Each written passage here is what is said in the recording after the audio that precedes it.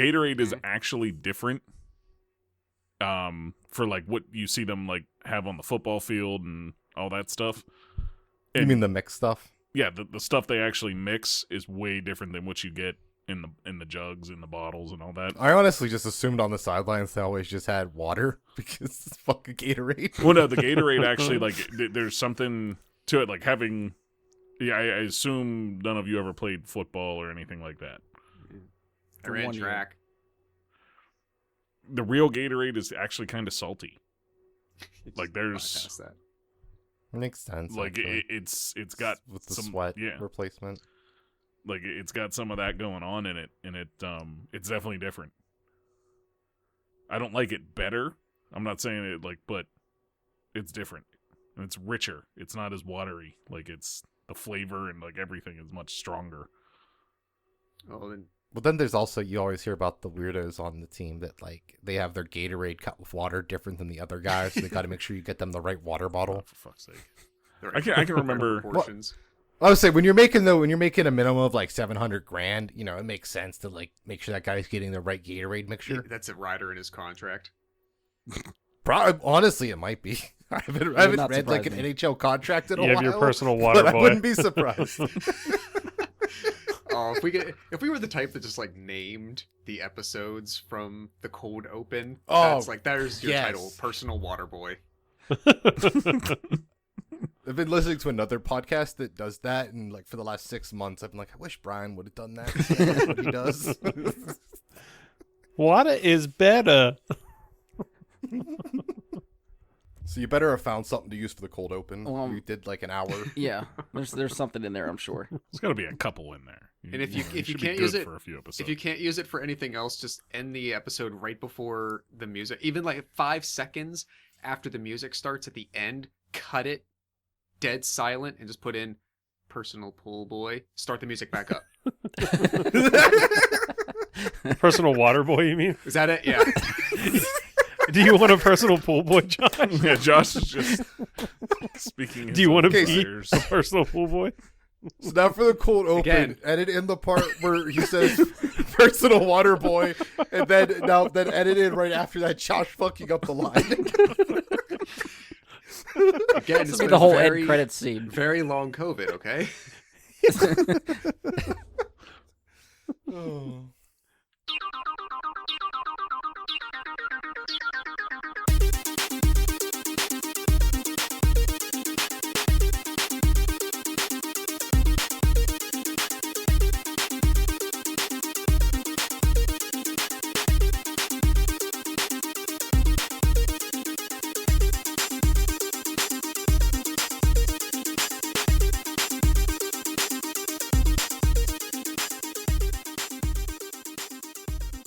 Hello and welcome to another episode of Bry Guy into Super Friends. I'm your host, Brian Lebick. Joining me for this episode is someone who we recently let out of the mother box, Andy No Note Stoles. What's up, podcast people? Next is our very own boy wonder who is very much not dead, Josh Zorch. I mean, that's always a plus for me. When I show up to the show realizing that I'm still alive, it makes me happy. The next guest is presented in mono to preserve Zack Snyder's vision, Mike Bradley. I don't understand my intro. Stereo, mono. No, I get stereo mono. So wait, so you're saying like I'm the 4x3 of the group? I mean, technically, I guess we all are mono, but yeah, we're going to single you out for the intro. Yeah, but like you guys are all widescreen and I'm 4x3 is what you're saying. Sure, yes. God damn. Oh, I thought it was We're a shot reference for to the black and white, but Finally, we've wondered what his superpower is, but I think it's safe to say he's rich in podcast, Ian Leidick. I do hope I'm dead every time I appear on this show. So we have one that's glad he's alive and one that wishes he was dead every time we do this. This is great. This is so great. What the fuck? That's morbid. That's more morbid beginning. So when Ian just stops talking halfway through, we know what happened. I can't see right now. All right, so we are here to finally talk about Zack Snyder's Justice League. This has been a long time coming for this one. And I'm going to do it early just because I don't know when we're going to go off the rails, but I feel like it'll probably be sooner rather than later. So I'm going to throw out the spoiler alert just to cover our asses going forward. So if you've not seen Zack Snyder's Justice League and do not want spoiled on anything, pause this now, come back after seeing the film. We might not get right into spoilers, but from this point on, all of the spoilers for this movie are fair game. So this is your last call. Spoilers to follow. Wee-oo, spoiler! Wee-oo, spoiler! You know, something like that. All right, so we got that out of the way. So we're going to talk about a little bit about the movie, try to give you a little bit of a refresher before we get into our discussion. So if you have not been following along, and you're wondering what the hell Zack Snyder's Justice League is, why is that different than the last Justice League? So Snyder's Justice League is a 4-hour cut of what was ultimately Snyder's original vision for the movie. This was meant to be the culmination of Snyder's DC trilogy after Man of Steel and BVS. When the movie was originally released in 2017, Zack Snyder had to back out due to a personal tragedy, and Warner Brothers had picked Joss Whedon, coming off of the success of 2 Avengers movies, to finish this movie. At the point in time when this was going on and Snyder left and Whedon came on, Warner Brothers was having some mediocre success, I think, with their DC properties. Man of Steel, Batman vs. Superman, Suicide Squad all did pretty well at the box office, I guess by normal movie standards, but WB didn't consider them hits. They seemed to fall below WB standards. Wonder Woman was released the same year as Justice League, got good reviews, did pretty well at the box office, so that was the only one that seemed like it came out fairly positive from everybody. BVS actually made more money than Wonder Woman, but Wonder Woman was still the one considered a hit when BVS supposedly fell short. So I'm going to hit you guys with a trivia question. We'll see if anybody knows this, because I was looking at box office numbers for the DCEU movies, which from this list include Man of Steel, BVS, Suicide Squad, Wonder Woman, Justice League, Aquaman, Shazam, Birds of Prey, Wonder Woman 1984, and right now Zack Snyder's Justice League. So out of those movies, does anyone know the only one to cross $1 billion worldwide? Aquaman. Yeah, that is correct. I feel like, for thought me, Wonder I'm Woman looking at the list. That would have been my first guess. I could have sworn it was Wonder Woman. Yeah. Yeah, Wonder Woman topped out at $821 million worldwide. Still not bad. BVS, I think, was the next one after that, 873. And then Aquaman, 1.148 billion. That's nuts. Wow. Jason That is Momoa not the is one a I would bigger have chosen. star than people give it credit. Well, the other thing, too, is looking at the breakdown, Aquaman fucking blew away other, outside, non-domestic. Domestic, it only did $335 million, which is high compared to the other movies, but it's not the best out of all the other ones. Wonder Woman was the highest domestically. Mm-hmm. Other territories, it made $813 million overseas, which is nuts, which is somewhere around $250 million more than any other DC movie. Did they all get full Chinese releases? That's a good question. I don't know. The little breakdown I'm looking at from Wikipedia does not list where all it went. So I don't know the answer to that question.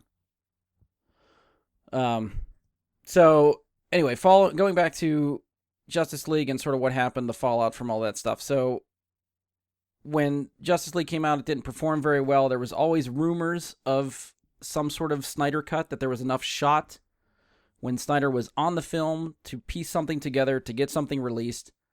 I honestly always thought that the possibility of seeing the Snyder cut was impossible. I feel like acknowledged that it existed. I could believe that there was enough unused footage to cut a much longer version of the film somewhere. I never thought Warner Brothers would let it see the light of day. The rumor had always followed that the fans were very vocal about their support. Just like everything else on the internet, it had its fair share of trolls and people that didn't really care, just wanted to poke at people on the internet. So this is kind of where I wanted to start, because I think it's less about the movie, but more sort of like the fallout from this kind of stuff. So for anyone that happened to listen to this, that I guess are fans of this movement, supported this movement, raised money for charities, did all the right things to generate buzz for this movie, I want to congratulate you on your success, because this is a success. You got this thing made. For the people that use this as an excuse to spit a bunch of hate on the internet, I'm going to assume a lot of you people are the same that used The Last Jedi for the same excuse. Fuck all of you, and go find something else to support. But that brings us to an interesting point. So now that the Snyder Cut has released, and I think we've talked about it before, and I'm still kind of curious what comes of this, just to see where it goes, but the fact that WB released this movie because of fan support for it, I believe has emboldened people of this movement, whether you're on the good side of it or the bad side of it. Basically, you told them whatever tactics they used the first time around have worked. And there's already been pushes for, I've seen a lot of the hashtags from a lot of these same groups for release the Ayer cut, restore the Snyderverse. I've even seen some people start using release the Lucas sequel trilogy. Like, this shit's never going to happen. WB has gone on record saying they have no intention of releasing an Ayer cut of Suicide Squad. They have no intention of continuing the Snyderverse, which is already a bit confusing considering we'll be seeing a lot of these actors in other in other movies with these roles. So Aquaman 2 is still happening. Wonder Woman 3 is greenlit. Ezra Miller will be back as the Flash for his movie with the inclusion of Ben Affleck's Batman. Really, the only real question is whether or not Cavill comes back as Superman at some point. We really don't know one way or the other for that yet. But either way, a large part of WB agreeing to this was to allow Zack to bring his vision to life, finish the trilogy the way he intended. WB right now has other plans for movies and have no plans to continue this story. So for anyone holding on, thinking this could breathe new life into the Snyderverse, it seems that is very unlikely. I don't want to say it will never happen. What's that? Does WB have plans for their movies? Somebody, whoever is in charge of like WB Entertainment or the DC properties right now, they keep saying they have other stuff planned. They don't say what those plans are, other than like. Oh, I wonder why. Yeah, we're almost working like they don't stuff. exist. I think that's definitely something we can take away from this, is that Warner Brothers' mismanagement of their DC properties is very evident. Every couple of years, it seems like that management gets fired. So yeah, right. Well, it's not even just them. I think it's Warner Brothers as a whole is the problem. Which could be. They are just an issue with their own. They can't get out of their own way and create that quality content. Like, yeah, it's like the whole point is like look, like Marvel didn't release the Eternals right after the Avengers. Like, they have a plan where you would get these smaller movies out there with the less known characters. WB's just like, fuck it, just release shit. I don't know what we're doing. You guys know what we're doing? I don't know. It seems very reactionary. Like, we're gonna put a couple things out, see how it goes, and then pivot based on reactions. Which I don't know if is the best way to do it. For a plot, no. You write a story. You don't write a story based on fan reaction. You write your story, and that's how you get your story across. Oh, didn't that work for Star Wars? That movie made a lot of money.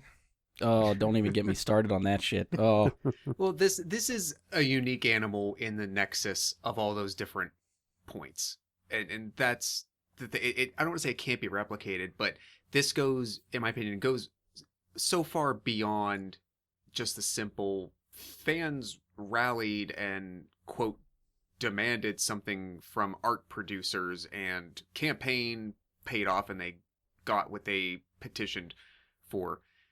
The only reason the thing potentially existed in the first place, that you didn't get it in the first place, was because the original creator stepped away, the people financing it brought in replacements who did a hack job on it, and the people hearing production rumors that there was enough alternate footage still available to piece together that original vision, tried to make a PR campaign. There is no such stupid thing as like, oh yeah, well, I'm angry at the last season of Game of Thrones, so remake it better. Remake those petitions exist. I know they do, guarantee you that. But that's the difference, and that's there's why like those a ones are non-zero bullshit. chance that'll happen though. But that's I would have said the they're same. I making would have said the 3 same Game about of the Snyder Thrones series. There's an easy delineation to make between the circumstances that led to even the availability of the material to put the Snyder Cut together, and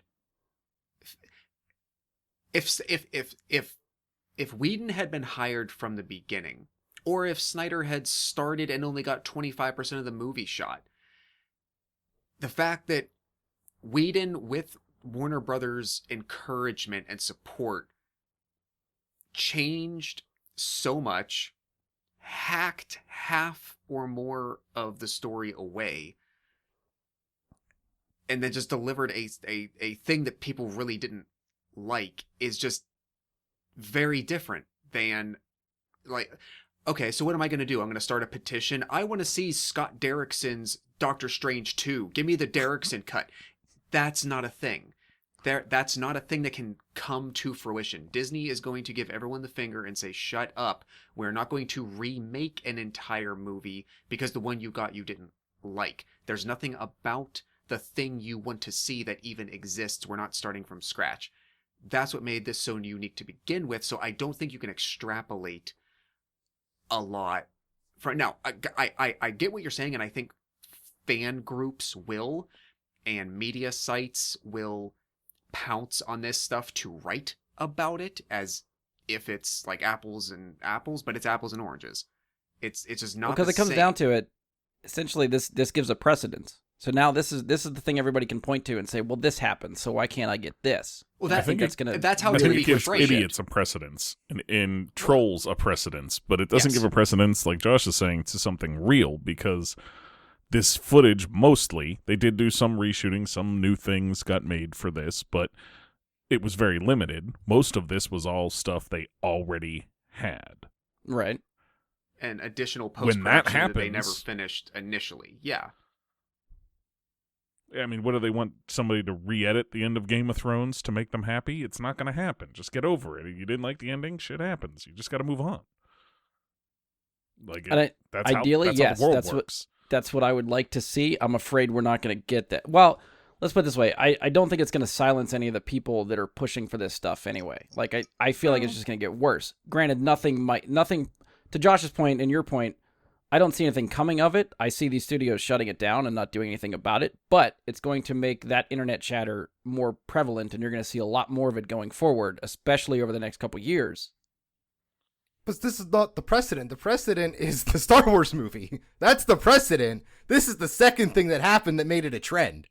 The fans have the power now and can make changes. Like, we got completely rid of all the plot points from this, the 7th Star Wars movie, the 8th Star Wars movie to make the 9th one. Right. That was already from fans going out there and putting their heart into saying, hey, you guys fucking suck at making shit. Suck shit, dicks. And then what did you get? You got in episode 9, and now we got the Snyder cut. The fans are back in power. We're getting Firefly season 2 through 7. It is back, baby. They put Szechuan sauce in McDonald's for a limited period of time. See, X-Files came back. I will say, to be clear, go ahead. The Rise of Skywalker and the Snyder Cut had two vastly different results from the fans getting their input listened to. One was really good and one was really garbage.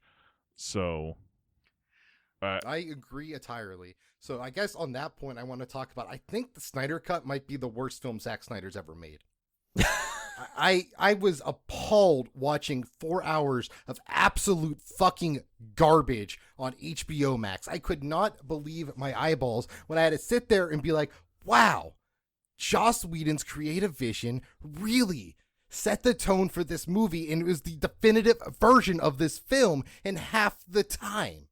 It truly was the Whedon's masterpiece, and it definitively proved that unlike Louis C.K., Joss Whedon doesn't need someone to look at his dick to get off. He can just get off without Feige being involved. So I want to remind everyone that we are recording today on April 1st, so this is probably an April Fool's show. Also, the views of Ian Leidick are not reflected on the podcast as a whole.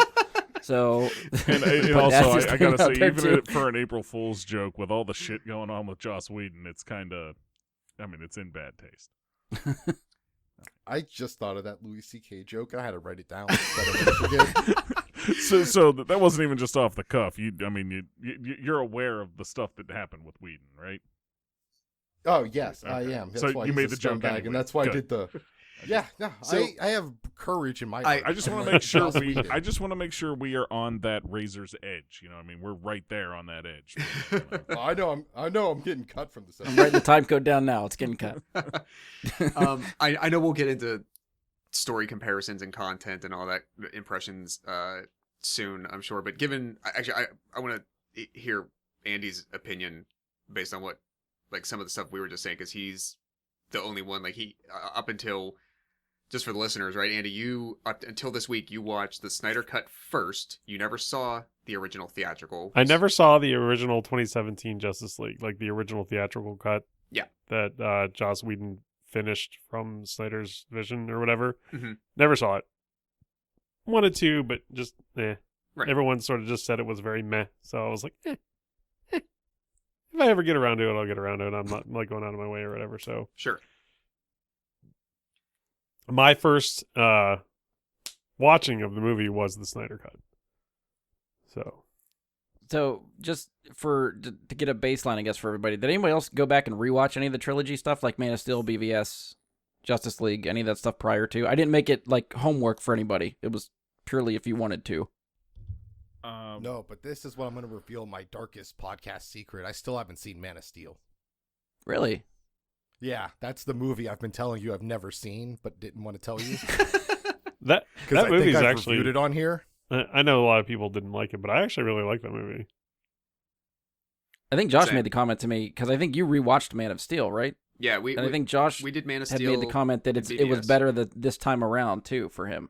Yeah, I think this is only the third watch in 8 years that movie's been out, and it's like it always just ends up being several years in between. But the criticisms of how stepping back from the criticisms of like just what happens in the apex of that movie, just the way that the movie was shot and created and whatnot, always feels better to me every time. Yeah. Mike, did you rewatch any of these or no? I rewatched BVS, tried to rewatch the Whedon Justice League, couldn't get through that. But I didn't rewatch Man of Steel. I think that's just a laziness issue for me because I don't own Man of Steel digitally, so it was I'd have to go open a DVD in and you know, all that shit. Is it not on HBO Max? I don't know. It was, because that's where I watched it. I own the other ones on Amazon, so I figured I just watched them there. I didn't know that. I didn't even think like, oh yeah, HBO Max. The same place you watch the Snyder Cut. Yeah, the Switch streams. That's a whole nother button. Probably logging in. Yeah, son of a... It's a different password, and I used a carrot on that one. Requires an update. Fuck this. So everyone else had seen, other than Andy, had seen Whedon's cut, like the theatrical cut of Justice League, correct? Yes. Like prior to this, not like leading up to, but at least you've seen it at some point. Okay. In theaters. Yeah. I rewatched Man of Steel. I rewatched BVS leading up to Snyder Cut, and then after Snyder Cut, I actually went back and watched Whedon's cut of Justice League just for comparison's sake. Did anyone else, Mike, you said you tried, you didn't finish. Ian or Josh, did you go back and watch Whedon's Justice League? No? Okay. I did. Yeah. So before, I guess we'll just spin from there. But Andy, coming in completely fresh to Snyder's version and then watching Whedon's version, any takeaways immediately from that? They're very different. And I prefer very heavily the Snyder Cut. Yeah, I think that's fair. The theatrical cut, we'll call it the Whedon cut, it lacked vision in my opinion, and it lacked a lot of motivation. And there were a lot of, I thought, sort of poor trying to make it lighthearted attempts in it. Tone is definitely different. Yeah, it was like watching a Turtles movie. Yeah, it was. Oh, don't you do it! It seemed to be very. We're gonna start rollicking. making a bingo card for these episodes. Sorry, Andy, go ahead. No, you're good. The main differences that I noticed just straight off the cuff is Steppenwolf is way fucking cooler in the Snyder Cut. Like between his armor, his voice, his demeanor, his motivations are much more apparent because right from the get-go he's talking to Darkseid and just Who made that choice to have Steppenwolf look like he did in the original? Because people who were trying to save money. Yeah, because all the mocap, I'm assuming, still the same for the most part. It's just like, why? Like, if you clearly could have just done this, it's more time and money to keep his armor animated than to just give it stale, shiny looking stuff. Too. Face was much better realized. Yeah. Was the voice acting different too? They did different effects on the voice. It was the same voice actor. Okay. They modified the voice. Okay. Which, after the Whedon cut, I'm sure Syrian Hines was like, thank God you cannot tell that's me. Was there anything else, Andy, you want to bring up? For the comparison sort of between the two? I think the Cyborg looked drastically different, too. Cyborg sounded drastically different. I definitely preferred his voice in the Snyder Cut. And I enjoyed his story in the Snyder Cut way more than I enjoyed his story. He actually has a story in that. Yeah. He was just sort of like running around doing his own fucking thing the whole time. You're just like, why do you matter? Yeah. And you actually figure out that he matters, in the Snyder Cut, which I really dug. The Flash didn't change too much. They changed a little bit, with his character. So that's one of the things I noticed too, was that in the Snyder Cut, Flash is a little bit more confident in his abilities and what he does, and fighting crime and stuff. They did in do the Whedon cut, he's much more unsure of himself. That's right. He was like, I don't fight. And he did tell Batman that, and he's like, just save one person, and then you'll know what to do. I like that exchange between the two of them. I think that line of dialogue is very good, and I like that aspect of it. There are points of, I think I might have mentioned this to Ian, but there are points of Whedon's cut that I enjoy. I don't like it overall compared to the other two, compared to Snyder's. But there are definitely things I would nitpick out and say, "Oh, I'd like to cut this into Snyder's because I think it adds something there." Well, see, I think Josh got it right. You guys keep calling it the Whedon cut. It's the Whedon hack job, and the hack job definitely was trying to portray Flash more as like a very early Spider-Man type character, where he's always cutting jokes and doesn't really believe in himself, and he's got Mr. Wayne instead of Mr. Stark trying to teach him the ropes and give him confidence. Yeah. They were definitely trying to do that. That's the thing that they decided to do with the Flash in that. And in this one, they kept him with the jokes, but it was more like I'm gonna keep with the Spider-Man thing, like a Spider-Man that's been around the block before. Yeah, that's been to Midtown and been to Manhattan. It was very more that he knows what brunch is. He's not a dumb kid, but he's still the youngest one on the team, so he still has some of that. Maybe I can't fight archdemons and shit. And he's still in awe of Superman, but he's not useless. Yeah. And he can think up his own things on how to contribute. I completely forgot about that brunch exchange in the Whedon cut. That's not in Snyder's at all. Yeah. Well, that's not in Snyder's. The thing where he draws on the guy's face in jail is not there. The Dostoevsky joke is not there. Oh yeah. Those Russian people aren't even in the Snyder cut. Yeah, that was all. I didn't really think they needed to even be in it. No. Honestly, I didn't think they added any sort of flavor to anything. You just needed a human avatar element to identify that you're not these powered people, so you're in danger too. They're the people we identify with and that need saved. Meanwhile, they just give the one line of dialogue in the Snyder cut, just like they did in BVS, where it's wherever this climax is taking place, there's no civilians there. It's empty. It's abandoned. Just put that line of dialogue in, and it gives you a get out of jail free card to do whatever the hell you want. Because it was still nuclear. Which made sense to me. I didn't really question that in this version. I didn't question it either. Chernobyl type of place. It wouldn't be inhabited, and with some of the other cosmic bullshit you're feeding me, would it make sense for this being to center himself there for some reason? Yeah, sure, not a problem. Right. I can buy that. Let's go. I didn't really care for Whedon Hackjob's portrayal of Batman trying to get Diana to be a leader. I didn't really care for that little thing at all.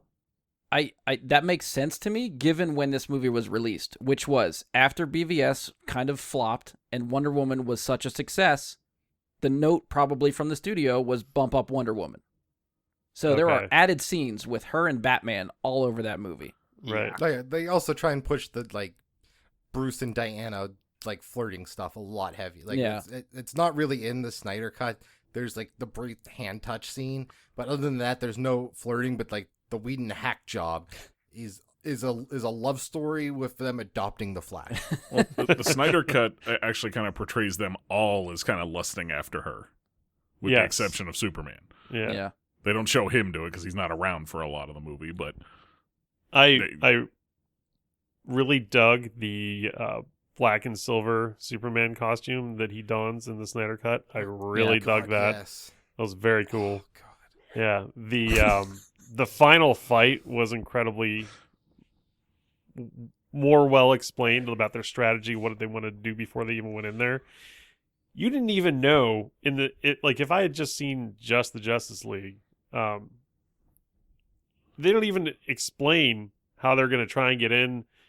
Batman doesn't say there isn't. They don't even explain that there is a tower that they needed to take down. That there was a shield. Nothing. He's just like, I'm going to go take down that tower.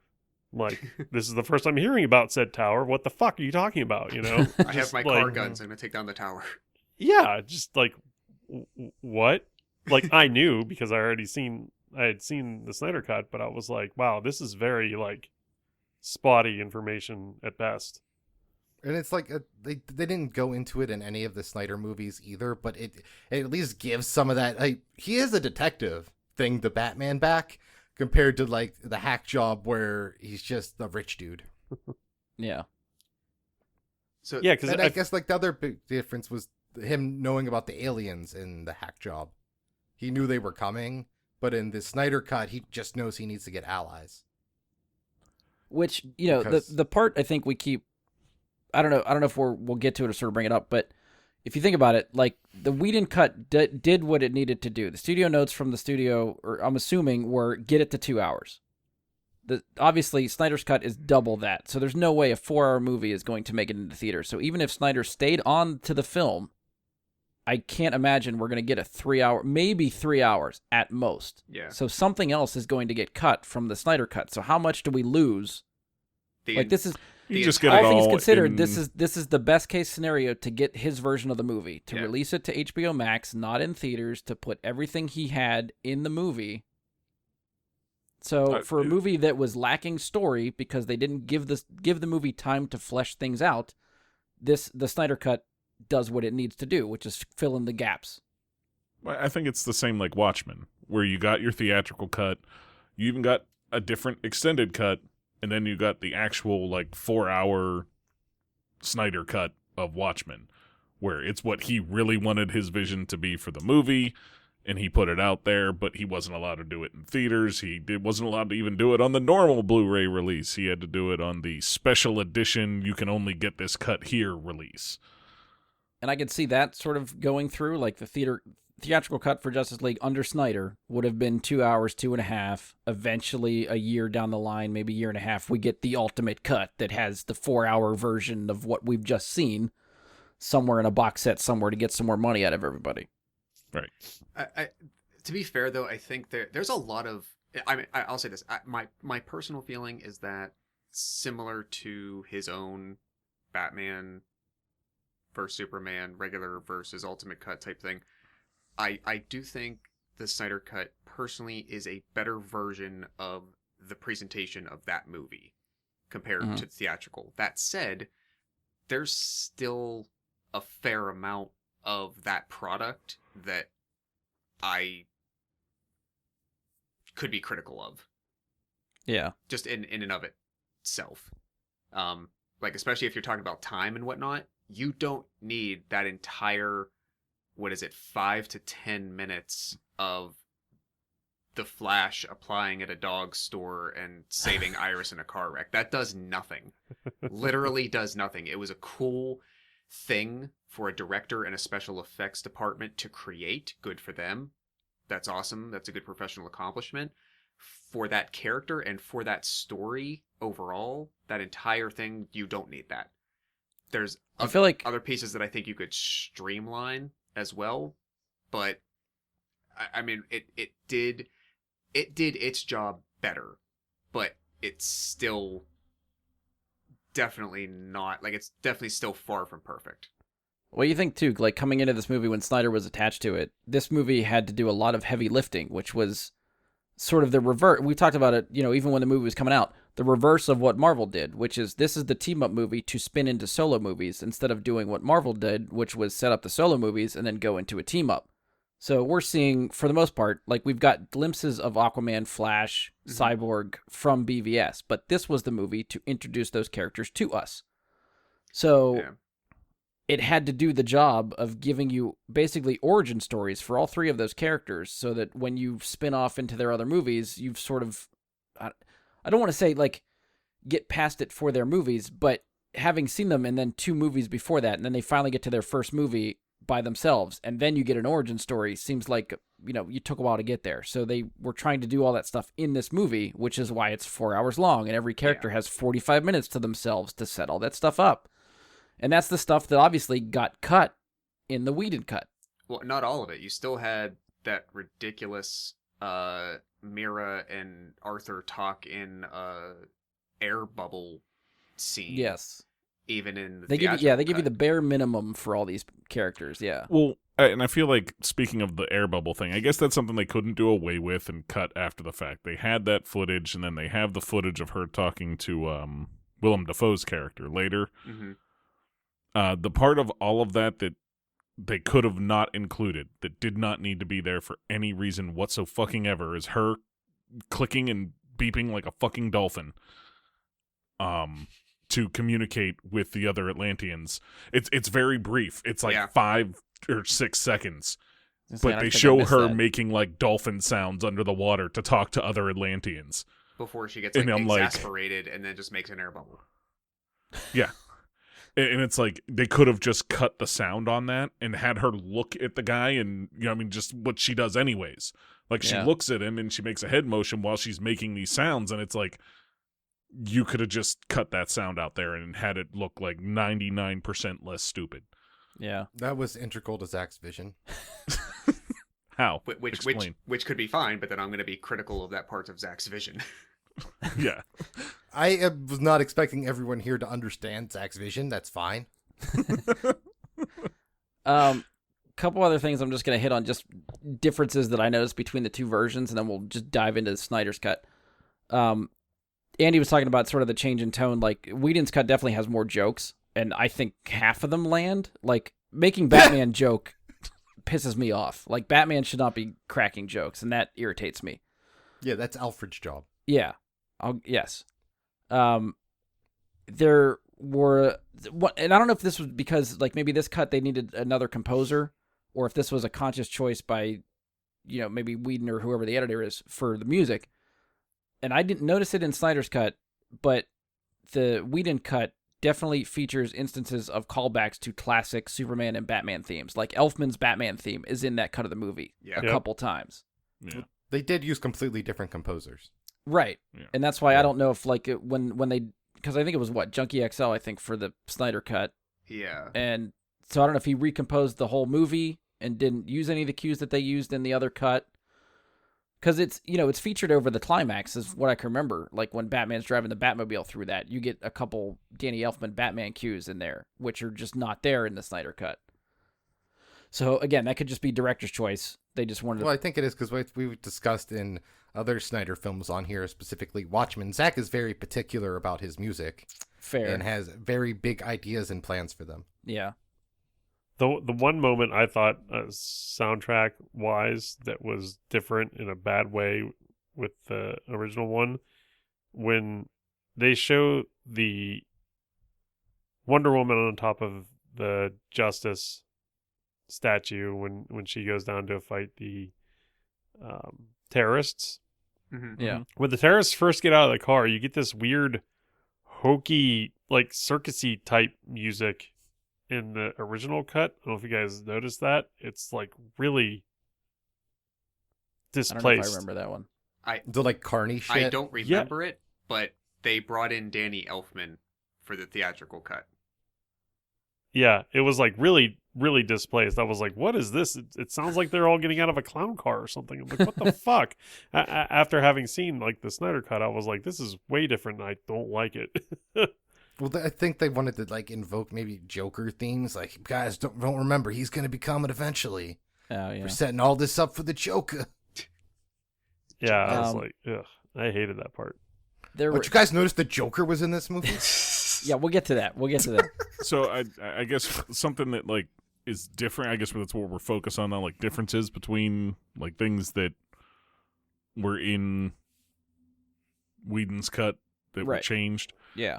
And for me, you know what I mean? Like, there's a couple different things, but the one that stands most forefront for me with Wonder Woman is that same scene where at the end she has like, you know, the little girl that she tells you can be anything and all that, and you completely lose all of that, and it just cuts with her clashing the gauntlets, and that, you know, it cuts from there, and it doesn't have that moment. Now, I think there's good and bad in the Snyder Cut version of that, because she fucking destroys that building. For apparently no reason, when she could have just knocked that guy the fuck out and not destroyed the building. But it's good that they included the part where she's, you know, inspiring the little girl, and I feel like she tells her that if the series of events run correctly in my head, she says that you can be anything you want to be, and then she destroys the building. Correct? No, I think she tells her that happened after. She wants to be afterwards, yeah. Mm-hmm. After they're safe, I think, Yeah. Oh, either way, it's just like that to me is like Wonder 10 Woman's out of 10 kind of explosion. It's a good explosion. But to me, that's like Wonder Woman's kind of an asshole that doesn't care. Like, she just destroyed this thing and there was very obviously people outside that were in danger from all the falling debris. Oh, yeah. Like, it just seemed like a dumb choice for that scene. But anyways, we're on the Whedon thing. I know the big change at the end is they lost the stupid red tone from the Whedon hack job. We're calling it the hack job. Okay, so the hack job lost that stupid red tone and just went with a more natural look, and instantly got better because the red tone made no fucking sense to begin with. Yeah. Especially because like there was no Martian in it. Like red planet, sure, red tone, I get it. Yeah. If we were on Mars, you know.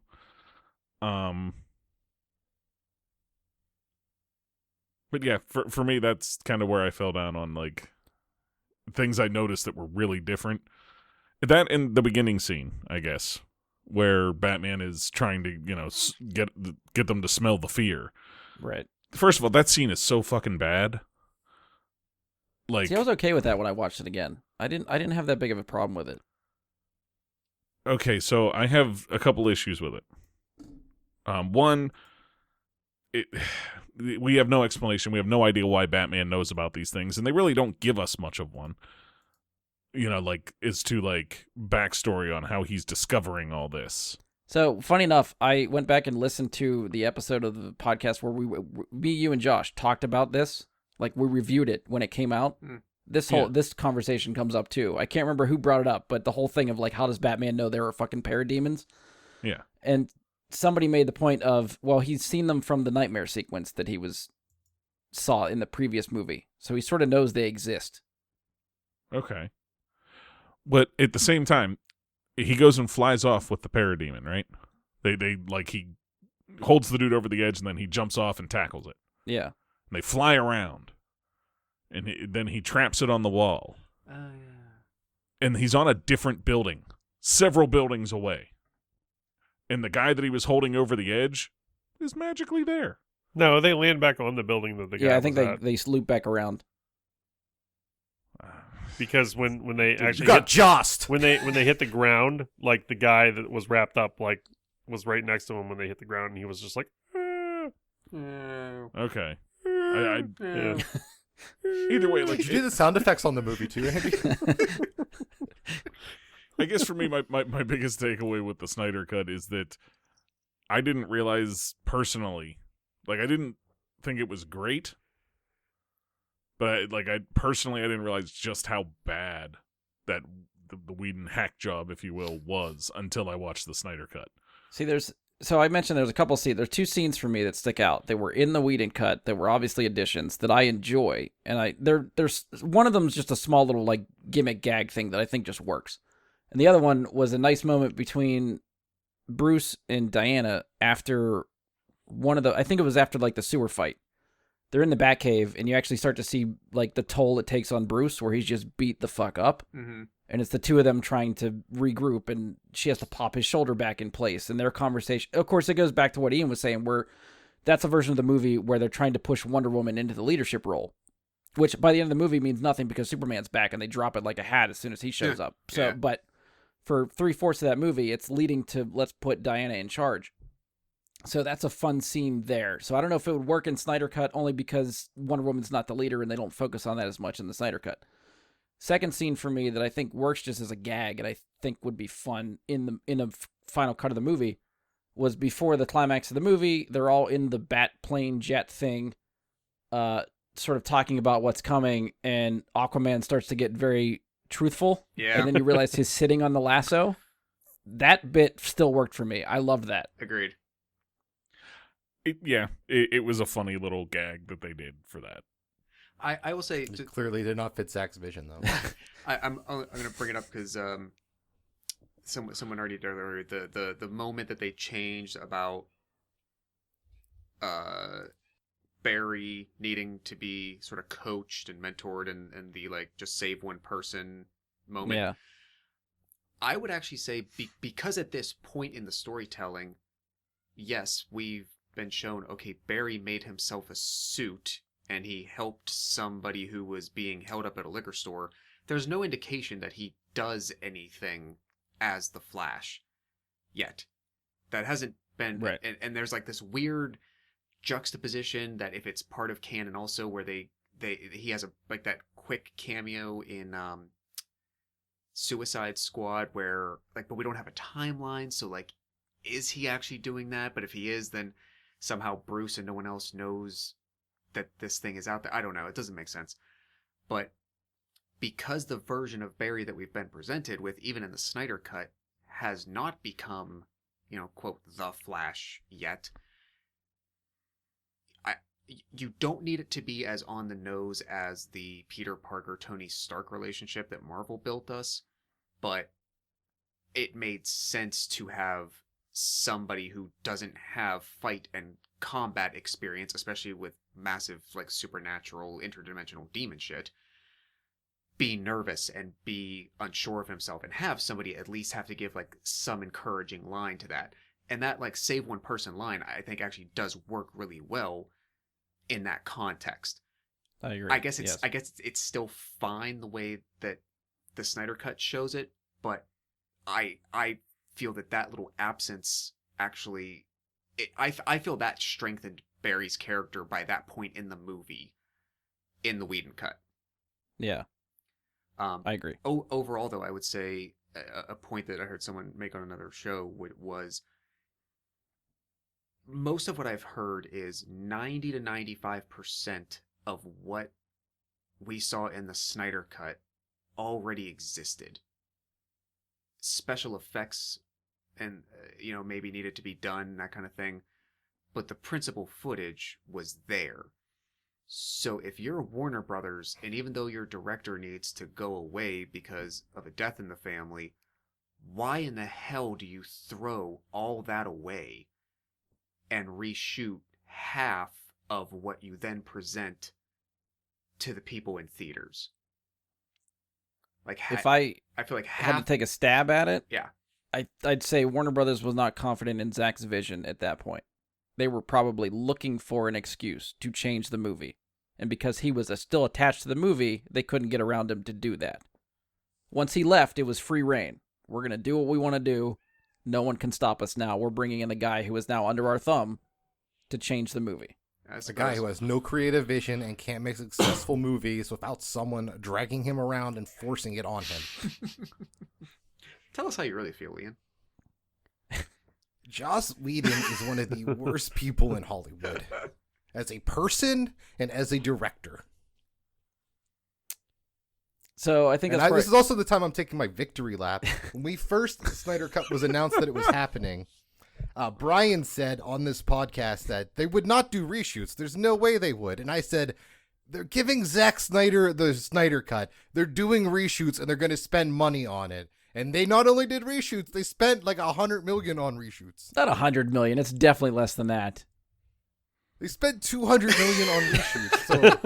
So once again, if you're here for factual information and good takes, you know who to listen to.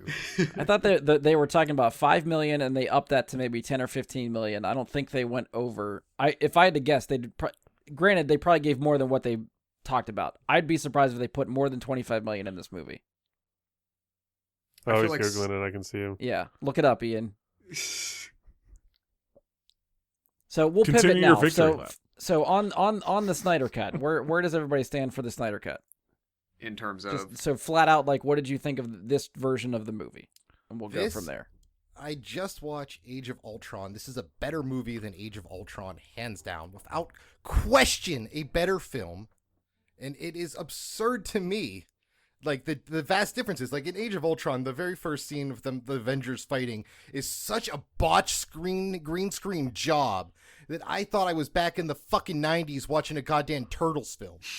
And yet, with Zack's majestic vision, we saw not only expertly crafted green screen effects, we saw the ultimate versions of Steppenwolf and Darkseid brought to light by the greatest director to be placed on this universe. And once again, we have another 10 out of 10. Nay, we have an 11 out of 10 film by God's gift to art. So I'll start by saying I have no idea why we're talking about Age of Ultron in comparison to this movie. I don't know what the reason for that comparison is. It's probably just the last MCU movie that Ian watched. You can't get over the Whedon comparison. Whedon directed Age of Ultron. Okay, yeah, he did, but Avengers is a superior movie to this. Age of Ultron may not be, but the Avengers movie is. The other one he directed is. It's still. Okay, yeah. Well, you have your opinion, and I have mine. And as we established in my victory lap, correct information comes from one source. The one that said $200 million was spent on reshoots. That's the correct source. $400 million. Oh, 4. Just keeps growing exponentially every time.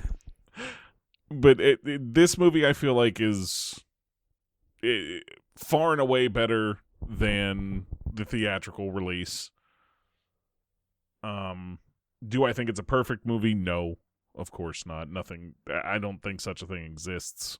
I think you can get close. For me, this movie did so much better. You got fully fleshed out characters. You did all that, but they had 4 hours to do it in. So it's long. You know what I mean? And it does drag at some points. It's not the fastest paced movie for those 4 hours. And while it's interesting the whole time, I think having seen the theatrical cut before it definitely cuts into what making it feel like that drag that you feel, because you've seen a lot of the footage already used, albeit in some different ways, but you've seen it, so it kind of tends to slog along a little bit because of that. I don't think that's as much a criticism on the movie as just a statement of circumstance in this case. For me, it's really good, but I don't think it takes that next level. I think it sets up something that could. And it's something, if you ask me right now, which direction do I want them to go with DC, I would say I want them to continue this. I want to see the rest of what he had in mind after having seen this. I didn't feel that way after Batman versus Superman. Okay. I didn't, I watched that and I was like, I really don't care what comes next. After I watch this, I want to see what comes next. So, if we're giving it a rating out of 10 already, I'd say 8.5. You don't have to. I was gonna say you don't have to do it yet. We'll definitely end with that. Well, I mean, we got an 11. See, like with BVS, like with Zack's vision, with his grandiose storytelling, he set up one of the major plot points of BVS is the fact that both of their mothers are named Martha, and then the major plot device in this film are mother boxes, and it's just once again outstanding work from a true luminary of the field to bring in that connection through multiple films. I'm gonna have to look up luminary and see if you even use that right there. The one big thing that I would take away from this, that makes me want to see more stuff in the future from it, is what they did with the Joker at the end. Where the fuck was Jared Leto playing this Joker in Suicide Squad, and why the fuck did we get what we got in Suicide Squad? The Joker at the end of this movie is 1,000 times better than that. And what I would have hoped when you told me Jared Leto was going to play the Joker, that's what I was hoping to have seen that we didn't until now. And I want to see that Batman and Joker movie play out, but I don't think the we'll epilogue, ever see that. Maybe we'll try to loop back around to the epilogue, because the epilogue sets up some very interesting stuff, which, again, whether this universe continues or not, we may not ever get answers to, but it's interesting enough to talk about and see what they set up and stuff like that. But it's essentially what Injustice Gods Among Us, right? I think, there's a good bit of that story. Like, Superman loses someone, we're assuming Lois, close to him, goes rogue and starts killing everybody. Yeah, that's essentially Injustice. Yeah. Andy, just of the Snyder Cut version, what did you think? Of like Bruce's dream? Well, even just the movie as a whole, Snyder's Cut. Not just a comparison, but just of that version of the movie. What'd you think? I thought the 4 hours, we stopped in the middle of it, like around the 2 hour mark, and we like made dinner and ate and got dinner ready, and then we probably took about an hour break between the 4 hours in the middle. Mm-hmm. But it still didn't feel like a 4 hour movie to me. Like, I was enjoying all of the scenes. I don't know if it was because all of this was new, like, for me. Yeah. Like all the stuff that was in the theatrical cut I had never seen. So I was like, this is really cool, I'm enjoying this. Overall, I'd say it was a better movie than Batman vs Superman, which surprised me a little bit, because I heard everyone say that Justice League was really no better than Batman vs Superman. So overall, I'd say it was a good movie. I enjoyed it. Okay. Josh, where do you fall on Snyder Cut? I mean, yeah, we kind of did the same thing. Ours was actually broken up over 2 different nights, because we didn't get to start it till later in the evening, and then we had like pet disruptions, made dinner, et cetera, et cetera. So we did like the first maybe 3 or 4 chapters one day, and then finished the next day. I think Andy's. Well, I would say I agree with Andy on the pacing. By the end, it feels like a long movie, but it doesn't drag. Like, you've been sitting there watching TV for a long time, but it at least, like, from chapter to chapter, component to component, it goes well. And if they were going to put so much extra stuff into it, that because of the storyline that we found ourselves in, we're like, okay, we got to give some kind of not backstory, but initial impression of the Flash. We got to give you some information about Arthur and what's going on in his world aside from this crap. If you have to do that, doing these chapter breaks was a good way to get that stuff in and frame it where it, like, there are points at the ends of those chapters where there would have been no seamless, easy transition to the next piece to go to where they needed to next. So just basically saying, like, we're stopping dead, starting somewhere completely different, somewhat related perhaps, and now we're on to this aspect of what we're telling you, was a good storytelling device overall. Like I said, I think that the 2 biggest successes to me in this that it gained was the fleshing out of Cyborg, because even though I think it's, if you're gonna know or if be anywhere familiar with some of the other, like, you know, like, I'm gonna call Batman, Superman, Wonder Woman your A team, Flash, Aquaman your B team, Cyborg maybe your C or D team, right? I mean, just in the public awareness, exposure, prior usage of these characters, like Cyborg's way down on the list. Yeah. So Andy's point earlier, I think, which, you know, to the Whedon cut, it's almost like, why is he even in this movie? Like, you barely need Cyborg at all. And there's a part of the story, like of the solution that they wrote, that he becomes needed. But by the point you're there with the Whedon cut, you're almost like, okay, well, they decided to use Cyborg, so they shoehorned in this reason for him to do something. It works much better in the Snyder cut, and the other success for me actually was Steppenwolf. Not only the realization of the character design, but to me, like, the Whedon cut for him felt more like, I'm his lieutenant, I came along first, and I am here to just pave the road because he's on his way. Yeah. And then he fails, and that's it, and it's over. This worked way, way better as you learned more about him trying to get back in the good graces of somebody and appeal to them. And he's still on someone's shit list. And yeah, he's powerful and he's got these followers, he's got tools, he's got these things, but he has a mission. He has his own motivation. We understand why this is happening more. And it's honestly sounds weird, but the moment where his head flies through the portal and the exact moment that Darkseid just steps on it and crushes it, that literally was the culmination of the success of that. It came together right in that final moment of Darkseid is angry because he's not going to get what he wants, but in the end, he really couldn't have given two shits about Steppenwolf. Yeah. He was hoping to use him to get something he wanted. Sort of like with a Thanos-Loki relationship in a way. Yeah. But that when I first saw that moment occur, I'm like, oh, okay, that did it. Like, that solidified why Steppenwolf, his arc, that it showed me his arc. Yeah. You know, you saw his thoughts and they were portraying that in the end. But once, okay, he's not only lost, but the thing that he has been trying to serve that has fueled all of these actions couldn't barely care less that he's dead.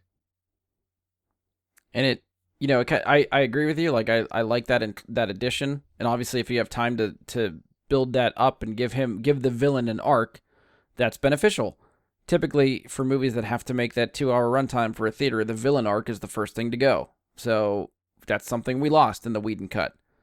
And, we knew just based on, like, Ray Fisher's reaction after the Whedon cut comes out that he was bitching about all the stuff that was written in the movie for Cyborg and his character that never happened in that cut of the movie. So that was something I was expecting to see in the Snyder cut of the movie, which we got, which I appreciated. I liked all that stuff. And I didn't think about this when we were comparing the Whedon cut to the Snyder cut, but Josh, when you were just talking about Steppenwolf's arc, it reminded me. There's that whole, like, flashback scene where Darkseid shows up on the planet and you see that he was there before trying to find the anti-life equation and all that stuff. Yeah. In the Whedon cut, that's Steppenwolf. Darkseid is not in the movie. He's name dropped once or twice, but that whole scene, Darkseid's not there. It's Steppenwolf raging war with all of those people there. Right. Which changes that whole scenario too. Right. So I have a serious problem with that whole sequence and how that was handled. The flashback sequence like that? Well, the flashback sequence and the motivations of Darkseid and all that we get that seem to be either lost on me, I missed something, or just a serious what the fuck in the plot. Are we assuming that Darkseid forgot that he was on Earth when he found that? I did find that weird. Like, I agree. The disconnect between where this occurred and like but I guess both the place where he initially had this equation and got his ass beat was the same place and what it specifically was. Yeah, he just forgot. And then, it's a big deal that Steppenwolf finds it, and I'm thinking to myself, how all-powerful and terrifying can Darkseid be if he just simply forgot where he was when something happened? A couple hundred years. He did look like he was like mortally wounded too, so maybe that had something to do with it. But I feel like that's his whole thing, is this equation. It's the whole thing that he's out there looking for and wanting to do. This is the Infinity Gauntlet. You know what I mean? Like, this is his Infinity Gauntlet, and he forgot where it was? I feel like he would remember. Just playing like devil's advocate here, let's just say, in the course of the universe, that's one planet in the universe, and maybe you just happen to stumble upon it, but you don't remember, that you stumble upon it, you find it, the battle happens so quickly afterwards that you don't have time to get your bearings, then you have to retreat, and then it becomes his mission to get back to that place, but he doesn't know what planet in the entire universe that is. I'm not saying it made sense. The movie does not tell you that for sure. I'm just trying to say maybe that's where they're going. Like, I think it's like that thing, like, that was one of the most important days in Earth history, but for Darkseid, it was Tuesday. But it was Tuesday on the planet that had the single thing he's looking for. The one thing that it seems like it can make him all-powerful that he was after is there. He found it. I'm not 100% I feel like maybe I'm misremembering that he didn't know the anti-life equation was there. He just had been there to try and conquer it and lost. And then they find out later that not only is this the world he lost on, but it has the anti-life equation on it. They show him discovering the anti-life equation. Yeah, in the flashback, they show him finding the anti-life equation in the ground. And then sometime after that, I think the fight happens. Yeah. Because then it shows Steppenwolf recreating his steps, basically seeing a vision of like where Darkseid was, and finds out it's the same planet. The other thing that I think is a disconnect. Oh, couldn't they have used the anti-life equation to make him forget? To be honest, it controls life. It controls everything. That's the whole point. It does anything. But it's 2 seconds of exposition to say that. They showed it by having him forget. Boom. Yeah. Andy, what were you saying? It's visual. I think the other disconnect between that scene that we were just talking about is also Wonder Woman's recognition that when they first find Steppenwolf and start fighting him in the Snyder Cut, she goes, Steppenwolf. How does she know who Steppenwolf is? He's never been there before. Oh, true. He's not on the walls, like he's not part of their history because that's all Darkseid. Yeah. So how and he never actually tells any of the Justice League people, like, he's like, I'm Steppenwolf, I'm here to conquer you, or any kind of shit like that. He's She looks around the corner and she's like, Steppenwolf. Like, how does she know that? He's her Newman. Yeah. Well, he probably was like there as like one of the lieutenants in the original battle, so maybe it just came up at some point. But because that other dude's there, Desaad or whatever, I think, was there in the original battle too. So I'm assuming Steppenwolf just was nearby. Couple hundred years passed, he led some type of uprising, failed. Another couple hundred years passed, and hey, I'm on Earth again. But I didn't remember it because 600 years ago. If that were the case, I think he did a bad job of. No, he did no bad job. He did an amazing job. A bad job of at least showing that Steppenwolf was in that original battle as well. I'd also point out that like everything they have in the DC universe in this sense makes no sense to me whatsoever. In some like mythological standpoint, we have Greek gods, we have Atlanteans, but not Poseidon being a part of Atlanteans. All this stuff mixing together on Earth, and then we have like Ares. Was it Ares or was it Zeus that both fucks up Darkseid? Yeah, they were both there. They both were there. Well, no, they Zeus were there. was the one using lightning, and then I think Ares had the axe that hits him in the shoulder. Ares had the axe that just like sends Darkseid whimpering away. Yeah. So we might be talking thousands of years now that I'm thinking about it more. That it has been since he lost. The one thing that he forgot, like that's like, listen, I'm sorry. That's like saying, okay, but if you that's were like, alive that's 1,000 like, years, no, you'd hold on. forget That's stuff going too. to the amusement park and losing your child. Oh, Superman died and forgot about Lois Lane for a good while. He's dead, what, like 2 months? He was dead. Yeah, we're not saying Darkseid died. We don't know, actually, we don't know that. He could have. I'm saying there's no explanation as to why he doesn't know where Earth is after And he was Zack's already artistic on vision, Earth. it wasn't necessary. I mean, this is why Snyder fans, man. You talk to him and you point out something. It's his vision, man. It's, you know, and you try and it's like, man, it's good, but it's a plot hole. It happens. Yeah, I'm with you, Mike. Like, I don't know where that seemed like something, I think, when I watched it, that it occurred to me, like, that doesn't make sense, but then I kind of glossed over it, over everything else that was happening, and kind of forgot about it. Like, it wasn't, I guess it's not that big a deal. It's just something that made me go, like, wait. You know what I mean? And yeah, but it's like, it's a big deal because it's his, like, motivation for forgiving Steppenwolf, potentially, was going, like, in the whole, you know, idea of the movie, and Steppenwolf being here and all that is built around Darkseid forgetting. Yeah. So it's, to me, it's a problem, but it's not a problem that spoils the movie in any way. Before we get on to something else, Ian, I did look it up, and we were both wrong. HBO, according to New York Times, gave Snyder $70 million. Holy shit. To reshoot and put special effects in this movie. That was very close to my rating. Yes. So I thought for sure they wouldn't put more than $50 million or $25 million at this, and I was way off. Yes, you were. Considering they lowballed it whenever this was announced, like that it was going to be, I could have sworn $15 million was what they talked about before. It was a really low number. Yeah, I thought I was like hearing like 20 to 30 over rate. time in reports. What was that, Mike? So I feel like I've seen that going up over time in reports. Okay. Like, I feel like I've seen people saying, like, oh, they just dedicated X amount more. Yeah. Like, I'm pretty sure the original number was like 15 or 25, but like I saw things like, oh, they're doing more, so they needed more money. Which, yeah, I guess makes sense. Since we talked about the movie, maybe we'll just spin into the epilogue stuff, because sort of going along with the reshoots, and this is something that I caught just because I think like HBO Max put out like a 5-minute video that was like behind the scenes of Zack Snyder's Justice League. And it, you know, it's interviews with Zack about like, hey, I finally get to complete my vision and this is what we're doing. A couple of stuff that they show behind the scenes for that is them filming the Joker sequence.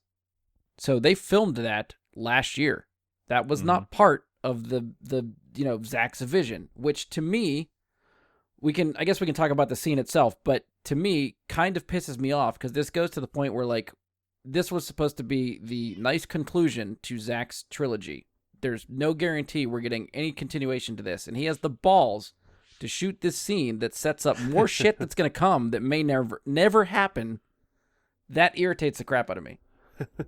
You had your chance to tie this movie off in a bow to complete your trilogy and just be like, okay, I've done what I wanted to do. Goodbye. Well, that plants this seed that, like, this is going to be awesome. Wait, we're never going to fucking see this now. He went out there and tried to get himself another bag. Yeah, I ain't going to knock no one for trying to collect their bag. That's the ultimate fuck you to Warner Brothers. Yeah. You know? So he's egging all those fans we talked about earlier. He is doing he is egging them on at this point. Yeah, I would say, like, that whole ending sequence, or at least the, like, nightmare scenario type thing, doesn't serve, honestly, like, in my opinion, doesn't serve anything for the rest of the story. Like, everything we just watched, that doesn't feel like a natural extension of the next step of the story or an eventual future of the story. Like, I don't clearly know why we needed it. Like, it was fun to see, but, like, if it had, I don't know, if it had happened in the middle of the movie as, like, another, like, Batman fever dream, maybe I understand where it goes, but I didn't really understand the point for it. I liked the scene. I liked that we finally got some sort of a payoff for the stuff that is set up in BVS that went nowhere in the Whedon cut of Justice League. There's no mention of that sequence at all. Like, you don't see Flash gearing up to go back to Warren Bruce, any of that stuff. So at least we sort of see that the plot thread of that, sort of the bookend of it, I guess, is what I'm looking for. You see Flash in the armor that he was in when he visits Bruce in BVS, going back in time, so you connect the dots that way that that's happening. But they're little ragtag group of heroes and villains there. Like, I want to see that story. Like, how the fuck did this group come together, and what the hell are they doing now? Like, that's interesting to me. It's like there's some kind of Suicide Squad. I will never forgive Warner Brothers for putting that in that trailer. I'm glad. I don't think it was in the actual cut in the end, but that trailer moment alone was horrible. Yeah. Well, no, because there's two great ones. There's that line, and then in the trailer for this, and there's the trailer for this that had the "We live in a society" line. That's not in the actual film from the Joker. That became a huge meme. Oh, I didn't watch the trailer. Yeah, I didn't watch any of the trailers, so I don't know. Yeah, the trailer had the Joker say, "We live in a society," and that became a huge meme online. Not in the film. Nice. So there's even more. We need Snyder Cut version 2. I think this might have been Zack's ploy to set up making a prequel Red Hood film, which I would be down for after having seen that. Just to see what the Joker, the events he talks about of murdering Jason Todd. Well, I know the events like the Red Hood, like have that be the beginning and have the Joker play his part, but have it be finally get a Red Hood storyline for Batman in the movies and have that be a part of it. You know what I'm saying? Like you're going to get a Batman Red Hood story out of it, I think is what Zack's going for there. And he's alluding to it even further and having Jared Leto there as the Joker to play it up and talk about it even more. You think Red Hood would be the focus of that story when Superman's running around killing people? No. It's a prequel. A prequel story for Batman to precede BVS. Okay, yeah. All right. Just to tell the Red Hood story as a movie. Okay. I'm not talking I think they have their setup there, like you guys had said, like the Injustice setup and all that, but I don't think that movie ever gets made. But I could easily see them greenlighting a Red Hood movie for Batman. I mean, like another one-off, like some of the other stuff they're doing now. Yeah, I think it's going to be kind of connected to this, but it's like Affleck really and Leto. One-off. Yeah, like Affleck and Leto, and cast somebody to play the Red Hood, and no, I mean just kind of like how the Flash movie and Aquaman feel like at this point are going to be standalone almost-ish films because there's no greater universe occurring. Maybe. Right. Yeah. Well, it seems like they even set up like the epilogue scene right before that was, again, slightly different than the Whedon cut. The Whedon cut ends with Deathstroke on Lex Luthor's boat talking about like building their own anti-Justice League or whatever the fuck you want to call it. Mm-hmm. Legion of Doom. Yeah. So this one ends with Deathstroke showing up on Lex Luthor's boat to get the identity of Batman, which is, you would think, lead Deathstroke to hunt down Bruce Wayne, which I think was what we were all rumored to hear about Affleck's Batman movie before he left and all that got scrapped. That story seems interesting to me too, so why include that fucking thing after this movie gets scrapped and they've already pivoted to Robert Pattinson and stuff? Like, the epilogue sequence is my biggest problem with this movie. I think not because they're bad; those scenes are awesome. But the fact that they are so awesome, it's stuff that I want to see that we're not going to get. It's the equivalent of movie making blue balls, and it's pissing me off. We're getting it. For me, I like the whole Deathstroke thing. Like, I'd love to see it, but I felt like the costume and Joe Manganiello just looked wrong. It did not look good for me to see Joe Manganiello look that like as Deathstroke. He did not look good. Oh, see, I liked it. I want to see it. I thought it looked like. And to be fair, once they, I mean, that's for like when they initially conceived it. It's like, all right, this is guys, we're gonna do a post-credit scene. It's gonna be really cool, like those other guys do. So once they actually moved to like full movie budget and stuff, I'm sure he would hopefully have looked better. Hopefully. So I don't know I can't remember who we're getting around here, but who hasn't talked about the epilogue scene? Anything we want to add to this? I know Mike and I sort of got into it already, but Josh, Andy, anybody? The only part I'll add on it is because he shows up earlier in the movie. We haven't talked about this. I think it's in the first half, because I think it was on the first night that we were watching. I texted Brian and I said, like, it might as well have been in all caps, but it wasn't. And I just said, holy shit, Martian Manhunter. Yes. And then he shows back up for a moment, kind of, I guess, I think it's technically in the epilogue time. I think that was like chapter. the first little bit. Yeah. That's the first part. Loved that. Yes. Absolutely loved that. Did you guys notice that it was the same actor that played the general in Man of Steel? Mm-hmm. Yep. I personally don't like it.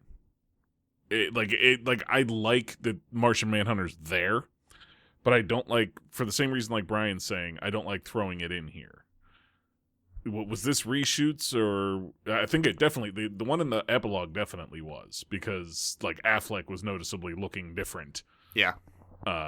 In the epilogue. Was the appearance in the actual movie where he's... I don't have a direct source for that, but I could have sworn, when the Whedon cut came out, there was all the rumors about like what they shot, what was in the original script, and Manhunter I remember being rumored to be in there. But okay. I also remember hearing rumors of like Green Lantern making an appearance in that cut of the movie too, which isn't there. So right, Green Lantern. Take it to what you will. But, yeah. Well, because there's also like with Martian Manhunter being like Martha in this one, the scene with Lois and Martha is completely different in the two cuts. So I think it was something added in for the Snyder cut, like Martian Manhunter entirely, because most of his scenes, like even the one parallel scene that occurs in both movies, are completely different shots, like not even same location and stuff. I guess what we're trying to to Mike, what I'm thinking Mike is asking is, was it a reshoot recently, or was it just on the cutting room floor that they then put back in the movie? I don't think it was something they originally had, just because there's all the other changes that came with it too. Like nothing from him was there, and I think it just goes to show you got to get that bag. So here's my problem with the Martian Manhunter thing. It's the same reason I had a problem with some of the cameos at the end of Rise of Skywalker. Where the fuck was he during all these fucking things going on? Why was he not helping? What was he doing? Where was he? That's not his thing. He's not a watch from the sidelines kind of guy. Like, that's not... It's out of character, and it makes no sense for him to be on the sideline. So I feel like he shouldn't have been included here. If it was reshoots, if it was something they just threw in to be like a little nod to the fans and all that, it's like, okay, I get it. It's cool to see Martian Manhunter in live action and all that. But fuck, it just made no sense. I think a little bit of a combination for me. I think, again, just based on speculation, that not that it was a reshoot. I felt like that was a scene that was cut from the movie, just for pacing wise. Like, they didn't have time to introduce another character in the Whedon cut, so they cut it. Because it really doesn't lend that much more to this version of the movie. Like, it's real quick to cut out, and you get to save that without confusing people who this other guy is, without any type of introduction. And is there like a reason for the conversation that is like, what is the, like, I can't remember. Like, is there a reason he imitates Martha to push Lois back into the land of the living? Is, I think, sort of she's still grieving at that point of the movie. Right. So that's to get her, sort of snap her out of it and get her over the grief and back to work. And what's his motivation for that? And that's why I have, like, the problem with it. We have no idea what the hell's going on with him. That could very easily just be Martha and just show him somewhere else. Right. And I think, to Ian's point, that scene is very similar. I think it takes place a little bit later in the movie and at Lois's office and not her home. Mm-hmm. But essentially, they have the same conversation. But that's not Manhunter. But there's no reveal that she's Manhunter. Right. And to your point, Mike, if that actor, that general, was Manhunter, if we're presuming is Manhunter from Man of Steel, BVS, and now Justice League through all of those movies, why hadn't he appeared at the finale of BVS when Doomsday is running amok and trashing the world? Like, that would be a perfect time for him to show up and fucking do something. Well, Martian law requires him to get a visa first. Oh yeah. It's just a different time back then. To be like, I'm just as strong as the Kryptonian, and I'm not weak to kryptonite. So hey, let me help. Right. Well, what's the name of his mother? If it's not Martha, it makes no sense in continuity. Actually, his name is John, so maybe his mom's name is Martha. And I would have canceled out the other two Marthas, so then the movie doesn't work. Superman's dad's Jonathan, right? It's all fits. There you go. John's Jonathan. And his mom, there you go. If you think about it, and those are very good points. If you think about it, it would have, in my opinion, would have made much more sense for him to all of a sudden be a part of that movie than Wonder Woman. While I like Wonder Woman in BVS, I feel like her presence is one of the many things that just made that movie too much, and so much going on, over the top, just too much.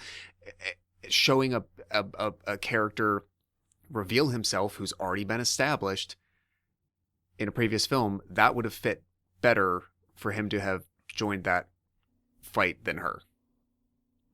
I could buy that. Yeah. They could have just given him her theme song, and we could have got a Martian Manhunter movie instead of Wonder Woman. Oh, I think you still do everything else after that the same. I'm kidding. And you could still have Bruce needing to, seek out Diana in a similar way as the others in a way, but yeah. Well, I feel like here's the thing. Don't take it the wrong way if you're a big DC fan, but it's the same bugaboo that you have with Superman around. If you have a team that has Martian Manhunter and Wonder Woman on it, you really don't even need Superman. Like, it becomes redundant at that point. Okay. Yeah. So like the reviving of Superman in this movie wouldn't need to happen. You know what I mean? It'd be like, oh, well, we'll just... Manhunter will take care of it. We don't need him. We don't need Superman. We have the Manhunter. Why would we need two of them? Yeah. You need the one to keep the other under control. Because if there's even a 1% chance that he could turn bad and destroy the whole world, we're just 1% reliving chance. BVS over and over and over again in your mind. Then that's welcome to my nights. Okay. That's fair. That's fair. So we were kind of on, I think, started with this sort of like the epilogue scenes. Was there anything else we want to add for the epilogue scenes? Anything else you want to touch on about those? Liked it, hated? I mean, I know we mentioned it, but I think that if you're going to be the Joker, you got to wear the makeup. And I think this established that. That's all you got to do differently. Yeah, I don't know. I really should have tried to watch this twice. I only watched the movie once, or maybe at least try to go back and watch certain scenes again. But I'm still unsure how I feel about Leto as the Joker. I definitely think I liked it more here than Suicide Squad, but I'm still on the fence with him. I'd like to see him do more, specifically with Batman. Like I want to see a Joker Batman story with that version of the Joker. But that was enough to tease me and get me sort of excited to see where it would go. But it's not enough for me to be like, yes, Leto's Joker, let's go. I mean, because they just let him not try to do crime boss stuff and let him just fuck with Batman. The Batman. Yeah. Which is what the whole point of the Joker is. Like, yes. That's the reason that character exists. Yeah. Yeah. That's his motivation for existence. It's not even just the reason he exists. Like, that's the Joker's That's how he life. came into existence. Yeah. Like, that's why he exists. One day someone woke up and was like, man, this Bat guy needs an antagonist, and then the Joker just walked around the corner. Like, that's how it happened. Anything else for these or no? All good? There was a brief second where I thought Death Shot or whatever at the end was oh god, Cable, and I was really pumped about that. I was like, fuck yeah, the crossover I've been waiting for. Cable's back, baby. I think we might have sort of talked about it, but any characters that you liked better or worse in this version of the movie? I really like this guy at this Gordon guy. I thought he was really good in this movie. Who has definitely the same amount of screen time in both versions of the movie. I was actually shocked by that. This Gordon guy, he gave me a lot of vibes from these Spider-Man movies I saw, and I really enjoyed that. Andy, Cyborg, you said? Cyborg and Steppenwolf. Fair. Mike? Yeah, like I said, Diana, I felt like she came off better. And I'll agree with Cyborg. Cyborg seemed like a whiny douchebag in Whedon's version. Yeah. And he was actually a good, fleshed out, likable, relatable character here. And his dad actually had more stuff to do, which was like the whole movie builds on their relationship too. So to have them both actually have screen time and do stuff, that was nice to see too. Mm-hmm. Josh? Same. Characters you like better or worse? Yeah, same.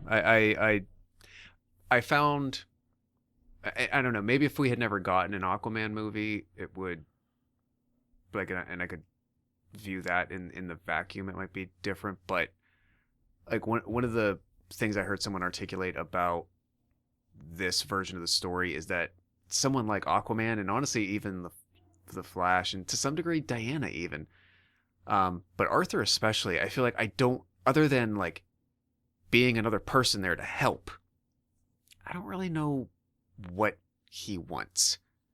He doesn't want the world to end. I get that. That's a simple thing for people to want.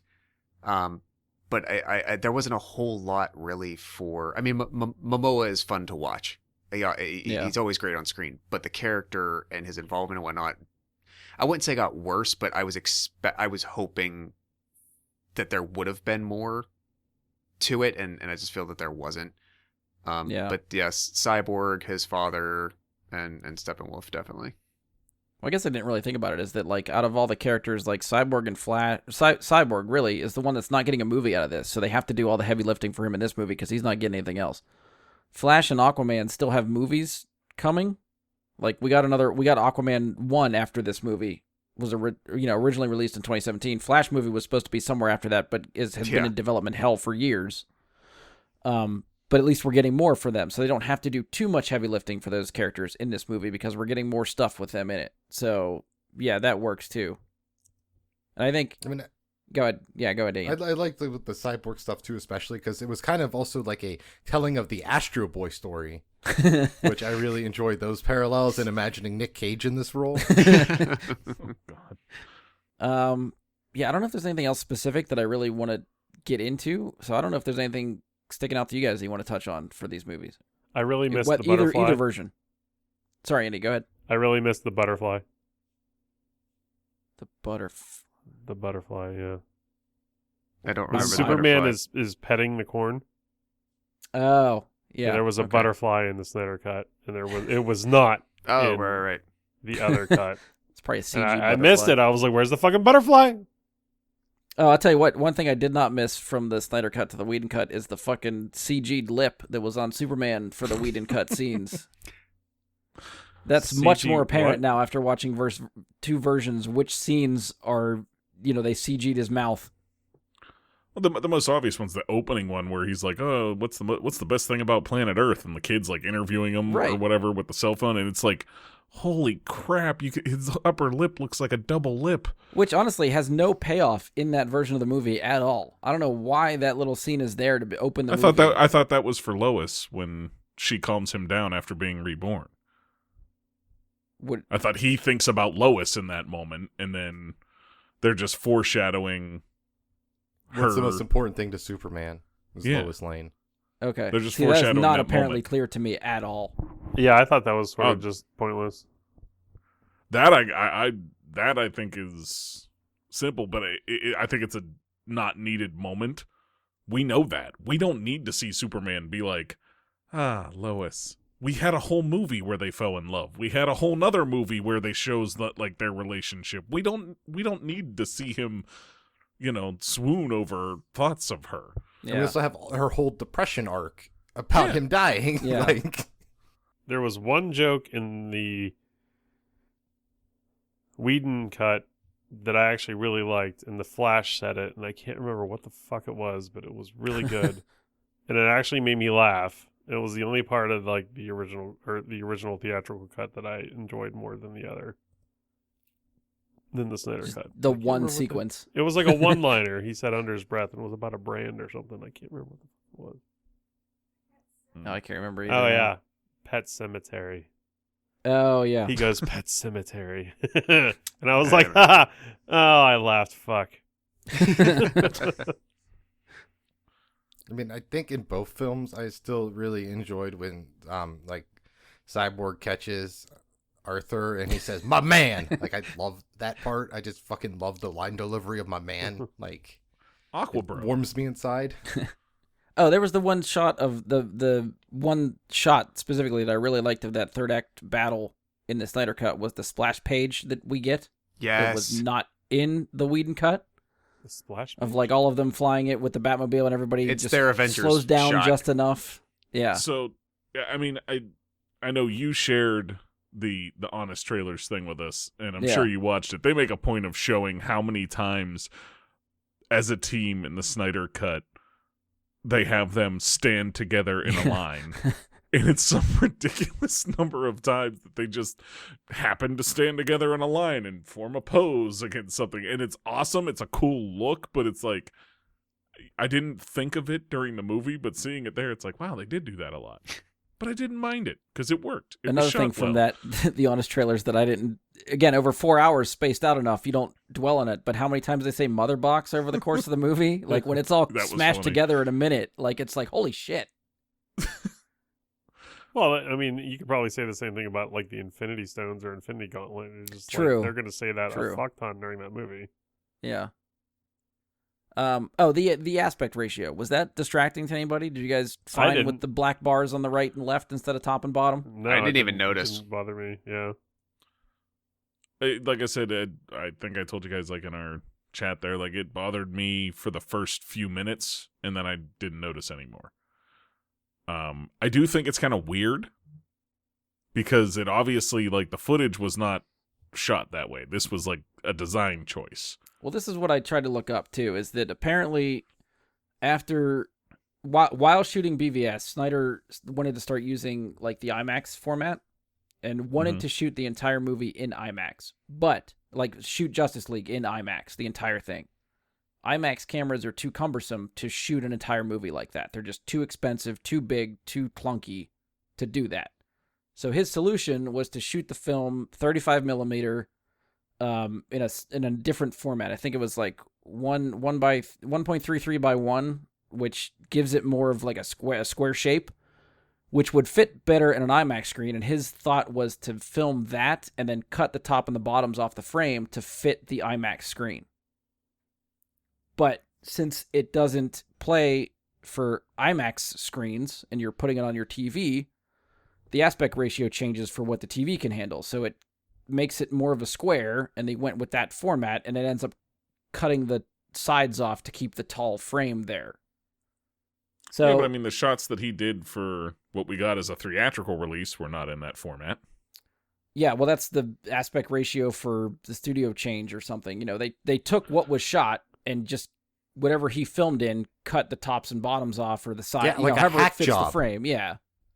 That would, yeah, more or less, yes, hack the frame to make it fit the traditional ratio they needed.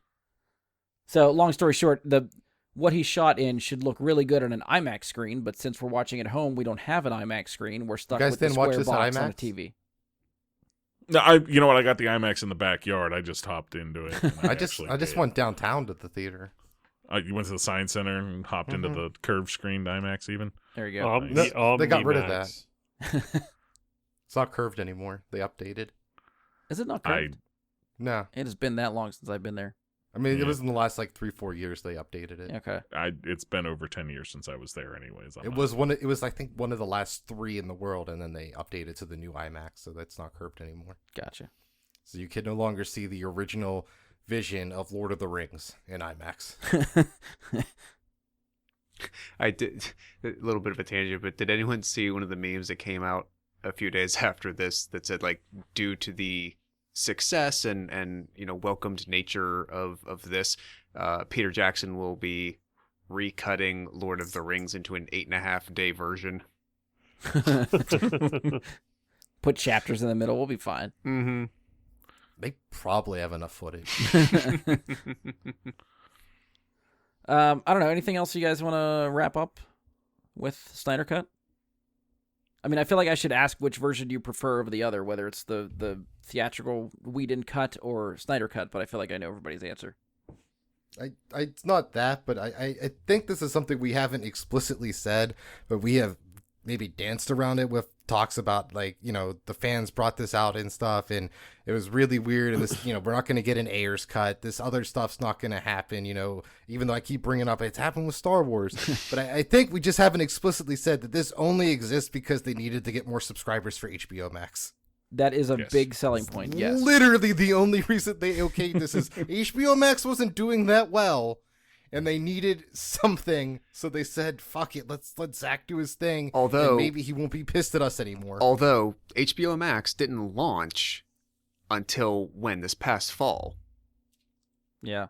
It was... This was a late addition to HBO Max. It was not right when it premiered, we're going to get this. They talked about this after, I thought. Right, but I think I remember reading all this stuff in the last, like, 2 weeks, that the announcement, maybe they were worried about preliminary focus groups or research on who would be interested in an HBO product. But Snyder and Henry Cavill made the Snyder Cut announcement back in, like, May or June. Oh, so that was way before the actual service started then. Correct. So, like I said, okay. I 100% don't doubt the part where they thought, okay, this is the platform we're going to do it on. It's not like we're going to do DVDs or another theatrical release. So that will be a big thing it serves. But I don't think it was in reaction yet to, well, we launched HBO Max. It's been out for X number of months or whatever, and it's not doing well. Let's do this thing that we're still not going to get out for another 10 months. Right. But it's also for their HBO Go numbers, because you could, at that point, side subscribe for just that online. That is true. That's a possibility. Already their online HBO thing. True. Either way, it was how they planned to launch HBO Max. Whether it was a plan because they were panicking because they weren't going to get enough people involved, or it was just a straight-up plan to get people interested in the first place. Either way, they knew it would get attention. Oh, yeah, absolutely. And that's what they wanted from it. I mean, I'll admit this is half the reason I signed up for HBO Max. Was the other half Titans? No, the other half was the Fresh Prince reunion. Oh, yeah. That's on there probably. I guess it sort of spins back around with what we opened, and Ian kind of reminded me. So since, you know, we got the fan support to get this thing made, HBO went through with it. Do you think, not spinning with, like, do you think we're going to see more pushes for this stuff too? But I guess, do you think this could open the door for other streaming services or maybe specifically Warner Brothers and HBO Max to do other director's cuts? Just, you know, unused footage that wasn't used, just give us an extended cut of some kind of movie, but instead of releasing it on home video, just start putting it out on streaming services. Could we see more of that? I think we've talked about it before, like, for something in this specific instance, there's just not that extra footage. Yeah. To actually do it. There's not enough to make something different enough. Like, you already get your, you know, DVD director's cuts, but there wouldn't be enough to make a transformative one. Right. So, I mean, could we start seeing them just releasing the director's cut version when they put it on their streaming service as well? Like the one you would already normally get included in maybe a Blu-ray version? Sure. Yeah. But I don't think we would see something more expansive than that. That's a fair forward. point. Yeah. Yeah, anything else to wrap up, or do we want to end with, like, some ratings? I just want to say, too, then, so Godzilla is a giant lizard, right? Okay. Next week. Save it for next week. I don't know where you're going, but I'm going to stop you right there before we go another 30 minutes on this. Good, because I had nothing planned. I didn't know what I was going to say next. It's because he hasn't finished the movie yet. He doesn't know what happens. Well, I was also trying to not spoil anything. So it's like, well, they know he's a lizard. Fuck. What else do they know? King Kong is a giant gorilla. But he's also only Kong right now. Oh, God, what? All right, so let's end the Snyder Cut review with our ratings out of 10. So for Zack Snyder's Justice League, and for the record too, Josh and Mike, like I said, I went back. I don't want to know what I rated it originally. I listened to the theatrical version when we reviewed it. Do you want to take a stab at what you guessed it, what you rated it? I know. Want me to tell you. I know. I felt good about it when I first reviewed it, and since then, my opinion of it has plummeted terribly. Do you have a guess? Or you want me to tell you? You know what? I wasn't taking ratings as seriously then. I'm just going to put that out there. Now that seriously, now that we're doing, the whole Rewind Theater thing and we're giving like a well thought out reviews, I do kind of think things through a little bit more. Fair. I know what I hope I gave it. Give me pain. So, all right, Josh, what did you think you gave it? I hope I gave it like a 4. I fear that I gave it like a 6 to 7. Right on. 6.5 or 7 is where you said in the episode. Oh man. Yeah, that one. I definitely mimic Mike though. That like that. It's kind of thinking about it in a much different prism now. Mike, you and I were on the same page for this one, which is higher than Josh. You and I both rated it 7.5. All right, I'm not the worst. And I thought Joss Whedon was the biggest hack we were going to talk about. To be fair, like I don't think like you guys might drop it a lot lower than that. After watching it again, I don't think it's terrible. I don't think the Whedon theatrical cut of this movie is bad. I think if that has all we got, sure, it doesn't live up to the movies that came before. But for a 2-hour movie that just had to connect the dots and move a story forward and give us some cool moments with these characters, it works. I might only drop it to like a 6.5 or a 7 if I reviewed it right now. Stop reviewing the Turtles movies. I would probably drop it to a 5. Like if I was going to review it today, I'd put that one around a 5. Yeah. But okay, so we're not talking about the Whedon cut. So for Snyder cut, out of 10, where does everybody fall? Ian, I'm just going to get you out of the way because I feel like I know where you're going. Well, you already gave us your 10. You're 11. No, I gave it an 11. You're 11. He's good. But his Andy. goes to 11. So wait, this is above Watchmen? This I've been on a letter writing campaign to Warner Brothers, HBO Max, Zack's agent, and others, letting them know that we need to get this in theaters for at least 3.5 weeks so it qualifies for the Oscars, because it will be Zack's first win for Best Picture when that happens. They're just gonna rename the Oscars. So is that a yes? It's better than Watchmen? It might be the best film to have come out since film was invented. I feel like he's dodging this question. Well, I feel like we should go back and listen to the Watchmen review because I feel like he said something very similar to that on the Watchmen review. Is this better than Watchmen? It is the best Zack Answer the question, sir. Film. Yes or no question. About characters based on these DC properties of all time. And dare I say better than any Marvel movie that has been released to date. This line of questioning could be an entire episode in itself, so you might just want to move on. Yeah. All right, we're sticking 11 out of 10. It may or may not be better than Watchmen. Andy, what do you got out of 10? I really enjoyed the Snyder cut. I would give it an 8. Okay. So just theoretically, because you never reviewed the Whedon cut, right? How would you rate that in comparison? I would probably give the Whedon cut a 5.5. Okay. Josh, where do you stand for Snyder cut? I think I could give it a 7.5. However, I specifically remember telling Sarah as we were watching it that I am taking off a full half point of whatever rating I come up with for this exact moment, which is worse in the Whedon cut, but it still is very insufficient in Zack's, which is after the Superman resurrection, they have the fight in Memorial Park. And they still, if you would have like gunned to my head, I would have bet my life that this aspect of it was a Joss Whedon revision, and they just did, cut some stuff and made it. Blah, blah, blah. They're having the fight, and all 4 of these super powered people, one of them that can move at the speed of goddamn light, all of them leave the freaking mother box. One of only 3 that they need to protect, knowing that this is the only one left to protect, and they leave it 1,000 yards away for the villain to just transport down, yell at some humans, and piss off with it. That when I saw the theatrical cut the first time, I remember thinking, this is the moment where I know this movie is bad. And since that was not strongly enough different in this loses half a point because that one. What's funny is, like I said, I part just went back and listened to that episode, so I feel like I heard you argue about this back then, like just yesterday. It stands out to me so badly. It's so like a sore thumb. So this gets a 7. Okay. Mike? I'll stick with what I said earlier in the episode at an 8.5. Okay. You know, and I kind of gave my general thoughts then, but yeah, it's really solid. It has a few, missteps, but it's a really good movie. I feel like surprisingly going to go a little bit higher than you guys. I'm thinking 9 for me. I think we can go with 12. not higher than you. I don't think any of us are going to ever go higher than you on anything Zack Snyder related. Better than Watchmen at a 12. Yeah. No, I don't feel like the 4-hour time felt bloated to me.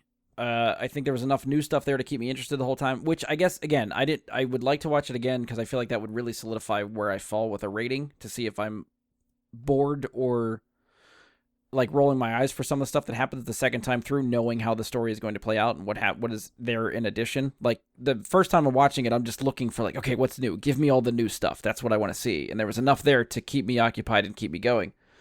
So yeah, I appreciate more story. That was something I think the theatrical cut lacked. So any more story we got, I was eating up and I loved it. So yeah, I'm gonna stick with a 9 for right now.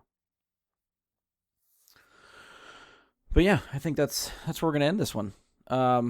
We're still up in the air what we're doing next week. I don't know if we're gonna do Turtles 3 is next for Rewind Theater, or as we've started to allude to, Kong versus Godzilla, or Godzilla versus Kong. That's what the name of the title is. You should have just recorded both. Okay, next week we're doing Turtles, and then stopped. Next week we're recording King just Kong. Edited it. The problem is I don't know. I don't even know if we're gonna know what we're recording by the time I edit this. Still might have to figure that out after the fact. Well, then you got the Labic cut. Put up the same episode, just changing 2 seconds in there while I plug the next episode. Yeah, we'll see what happens. One of those two will happen next week. Whether we'll do Rewind Theater or if all of us can get to Godzilla vs. Kong this weekend, we'll probably try to record that next weekend. I know Ian and Mike are chomping at the bit to talk about that one finally because we've been hyping that up for years. So we will see how that goes. So that's it for us. If you've enjoyed the show, please support us, leave a 5-star rating and review. Give us a share on social media. You can follow or subscribe to the show on Spotify, iTunes, Google, Anchor, Stitcher. Hopefully anywhere you listen to a podcast, you can find us. You can find us on Facebook, search Bry Guy into Super Friends, or go to facebook.com/Bry Guy Super Friends. You can send us questions, comments, topic suggestions, any of that stuff there. You can try to email us, bryguysuperfriends@gmail.com. It's working. It's there. I won't check it probably ever. Hit us up on Twitter @BGSuperFriends. Feel free to follow me on Twitch @JediBryGuy. That's Jedi with an I, Bry with a Y. If we do any live episodes, we will do them there. Occasionally, I may or may not stream video game stuff. That is also there. That's about it. That's all the places you can find us. If you want to check us out there. And on behalf of Andy, Ian, Josh, Mike, and myself, thank you for listening, and we'll talk to you next time.